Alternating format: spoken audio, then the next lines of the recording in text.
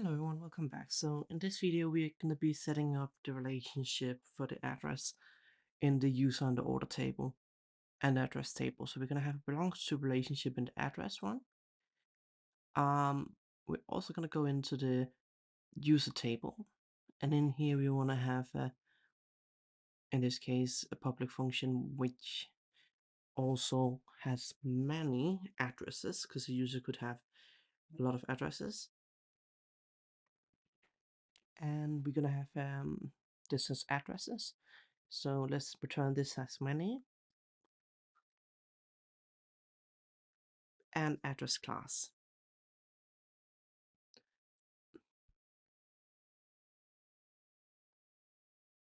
So with that sorted, let's head into our not a submit function. Actually, we wanna for now just head into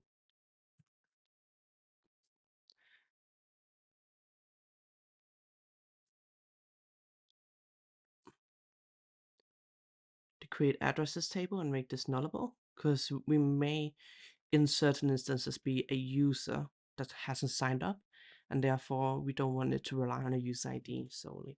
So I'm gonna roll back the migration and I'm gonna migrate again. You may already have noticed this or thought about this, and in that case you don't need to do anything. So with that done, we now have the ability to create an address with or without a user ID. And we also want to make sure in the order table that we have an address, and that should be lowercase address. So that should be belongs to like this. And then we also want to make sure that we make a migration, which is adding the order ID, address ID to the orders table. So we can relate it to an address, especially for when someone is a guest. That's where it's important as well, but also to easily know which address we're sending it to. So we're just going to create this address ID to the orders table. Go ahead into the migration. And let's just call this phone ID, address ID.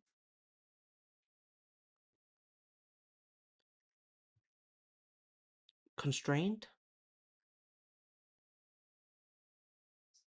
And also let's make sure it's going on the right one, and we want to put it null on delete, just so we still have a record of the order in case that the user deletes themselves or the address is being deleted for whatever reason. So let's pass in address ID, migrate it, and we're getting an issue. I think this is because we need to make this nullable. So let's head back up and make sure that this is nullable. There we go. And with that done, we can now head back into our address relationship model for the order. So let's head back in and add that there. And that's all for this video. So thank you very much for watching, and I'll see you in the next one. Please also like and subscribe to the channel.